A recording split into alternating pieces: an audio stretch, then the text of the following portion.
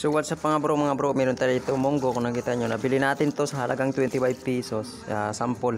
At saka nabili ko din ito sa palengke ng sample, yung atin tapos kalahati yan mga bro, 1 half yan. So kailangan mga bro, kain tayo lagi ng masustansya pagkain tulad ng isda, bangus, tilapia.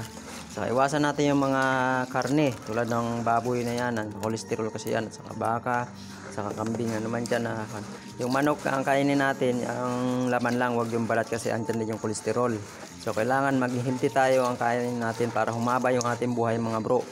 Ayan, so kailangan maging masanay po tayo, at saka yung ating pagtimpla natin luluto, iwasan natin paglagay ng mga Ajinomoto. Ayan, mapapalasa.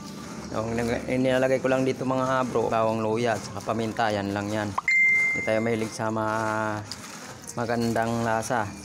So kailangan natin makuha dyan mga bro, mas sustansya, saka walang preservative na buta sa ating katawan. So ayan, so yan, kapag mga itin yan, may anihin mga ka-blessing. Ayan,